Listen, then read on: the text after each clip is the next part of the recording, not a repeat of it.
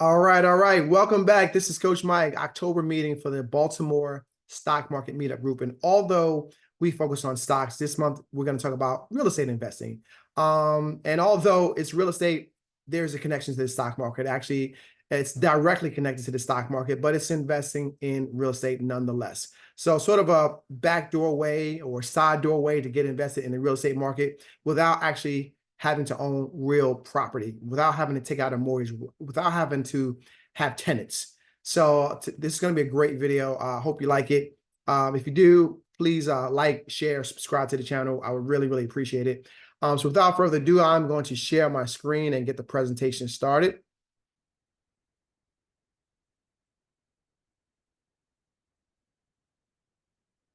All right. So real estate investment trust. This may be an area that some of you know about already. Some of you may not know about already, but we're going to educate you if you don't know about what a real estate investment trust is.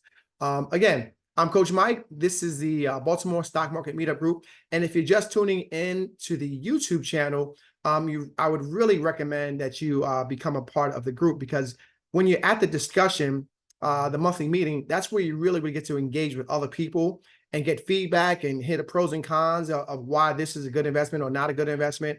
But now, just a video, sort of a quick recap of what we talked about. But I would highly encourage you to join the group, join the meetings, put your info in the contact in the comment section so I can send you an email for an invitation. But anyway, let's get started. I'm your founder and host, Coach Mike, founder of Walk On Consultants.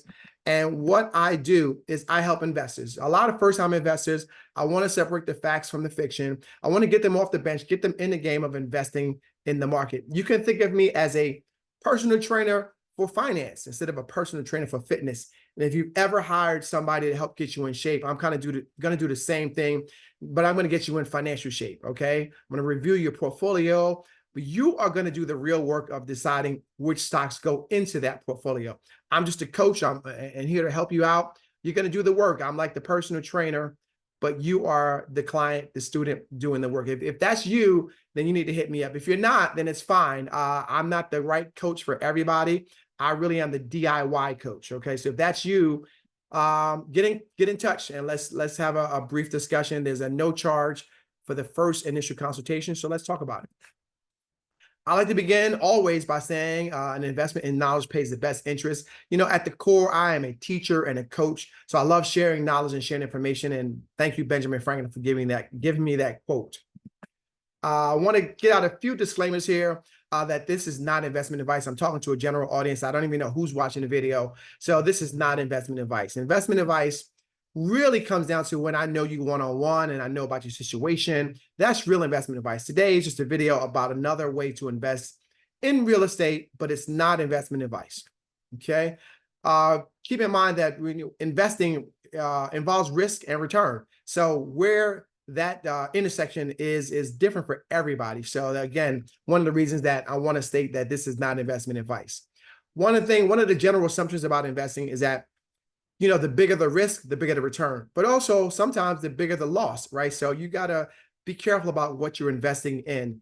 One guarantee, and then there are no guarantees, but the one guarantee is that if you take no risk or low risk, that you will get no return or a very low return. So that I don't promise anything, and there's no guarantees in life, but if you stay on the sidelines with low risk investments, no risk investments, and you will get no return or a low return.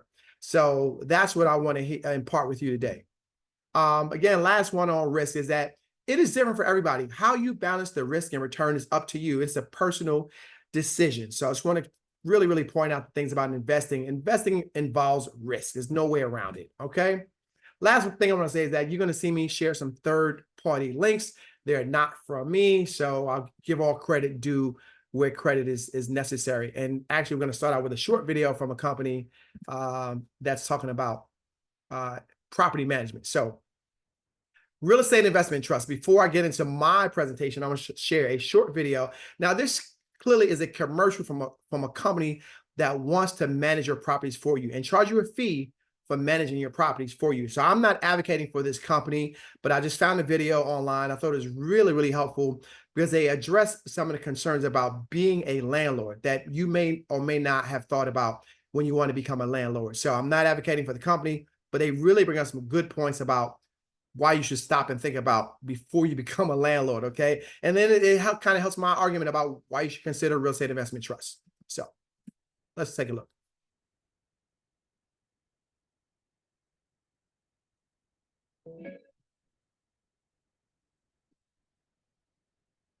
Thinking about turning your home into a rental property? Before you take that exciting leap into the world of real estate, let's pump the brakes for a moment. There are 5 crucial questions you should consider. It's tempting to turn your home into a rental property, but there are vital considerations. Number 1, do you understand the local rental market? While some properties may seem financially lucrative to turn into a passive income property, the reality is the income you receive from it may not be that passive at all and too much of a headache for the time you'll put into it. Number 2, have you crunched the numbers to ensure it's financially viable? While you don't have to completely cover your mortgage each month due to property appreciation, you also shouldn't put yourself into a financial hole either. You need to balance the short-term sacrifice with the long-term financial gain. Rents always go up. So long as your first 3 years aren't too lean, you're in good shape. Number 3, are you prepared for the responsibilities of being a landlord? There is no way around it. Being a landlord is a lot of work and stress. You don't want to fear your phone ringing in the middle of the night with an emergency that you aren't prepared to handle. Always consider the liability and time it takes to be a landlord before diving in head first. Number 4, what's your tenant screening plan? Finding great tenants is critical to every rental property success. You need to have a plan for not only how you will market your property, but how you will decide if the tenant you have found is a good fit for your property, and legally the criteria you will use to screen them. Not having a tenant screening plan in place could not only cost you a bad tenant, it could open you up to a potential fair housing lawsuit. Number 5, have you explored property management options like Rent Simple? If you're unsure of how to answer any of these questions, it's probably the right decision to hire a property management company like Rent Simple. Not only is your time more valuable than you think, but in the long run, if you don't hire a property management company, you will lose profits.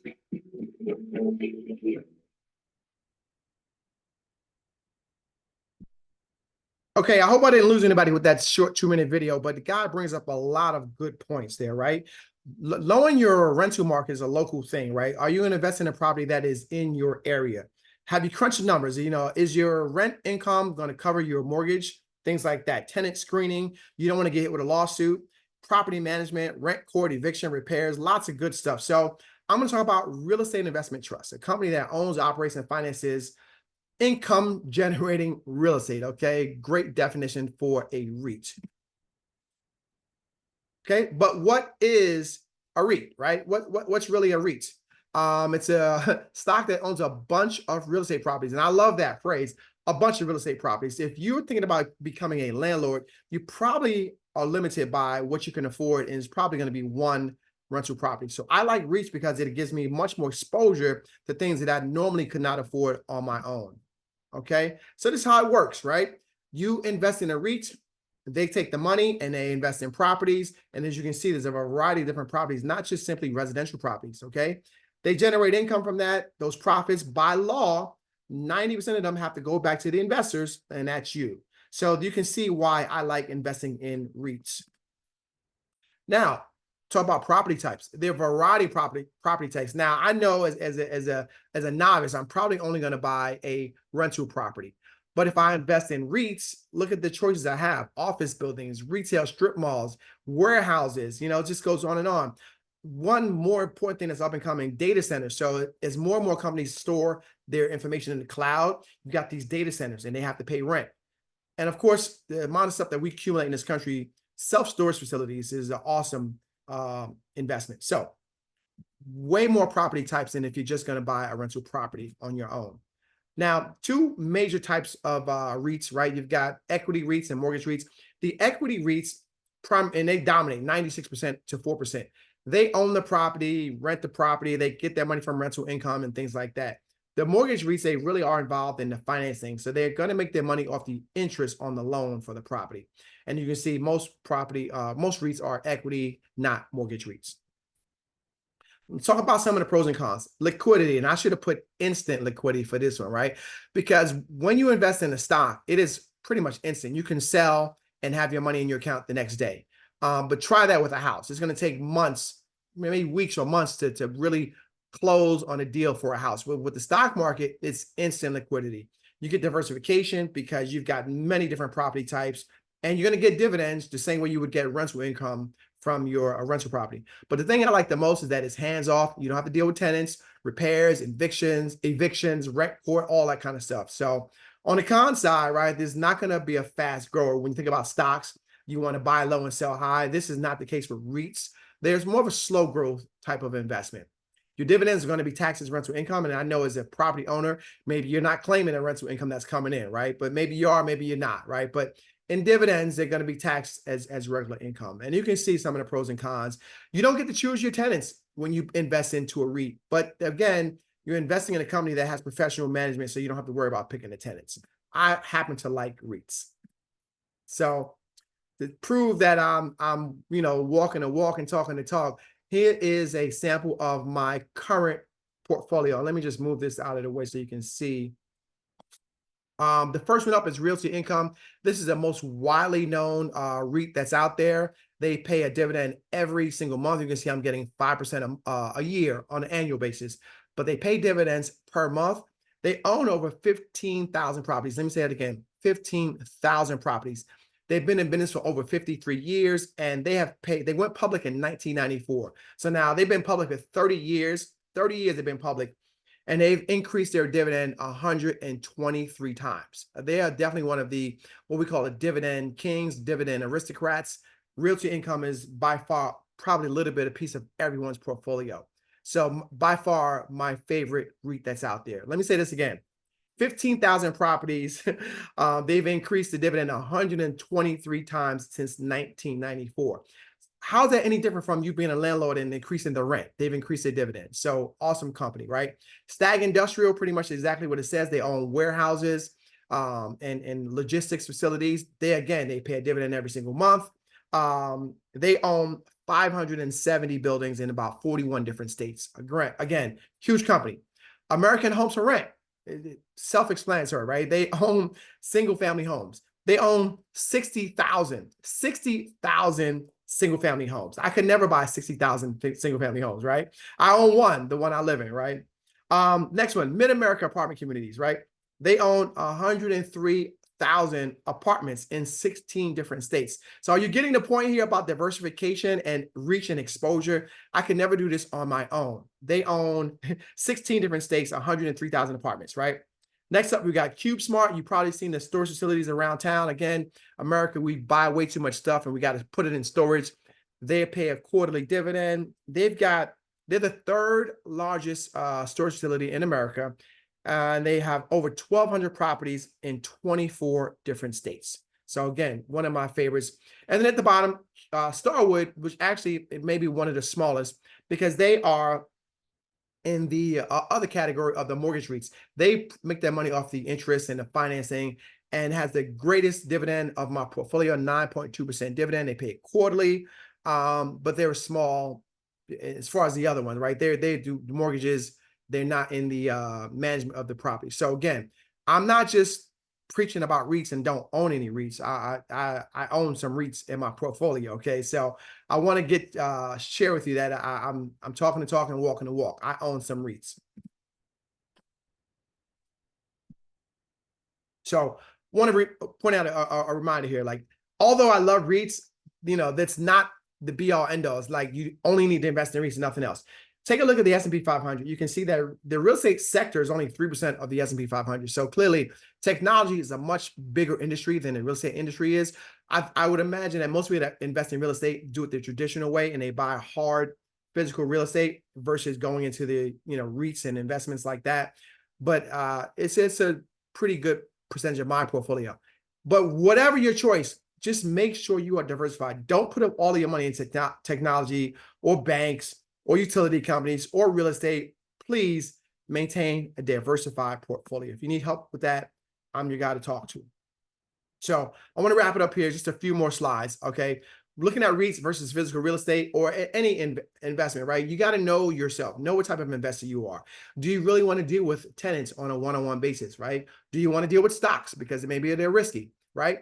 And know how risky your particular investment is. Just because it's real estate, it may be in a bad neighborhood or declining neighborhood. So you got to know how risky your investment is, okay? In addition to knowing what type of investor you are. And sometimes we do step outside of our comfort zone. Risky investors sometimes get into safe investments and vice versa.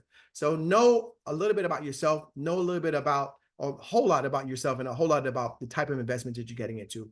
And all of the rest apply to everybody. All right. So I want to know your thoughts. Okay. Put them in the chat.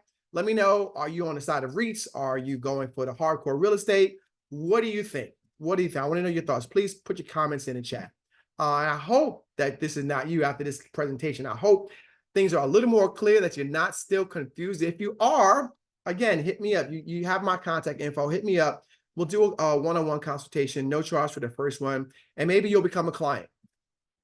I like to say that learning is a journey. It is not a destination. I have been in the investment industry since the early 90s, and I still learn new stuff all the time. So please make sure that you are continuously educating yourself. Even if it's not with me, please, you got to stay abreast of all the things that change, okay? Continue your journey on education. And again, here's my contact info. Thank you for watching. This is Coach Mike signing off for this month. I will not have a meeting next month. I'll try to do a video next month because it's election. I do my videos and group meetings on the first Tuesday of the month. Well, the first Tuesday, I believe, is going to be election day. So nothing next month, but it's going to be historic. Let me say this. We will either elect the first Black woman or we will elect the first convicted felon. So whatever the outcome is going to be historic election. Again, thanks. This is Coach Mike signing off. I look forward to seeing you next month. Peace.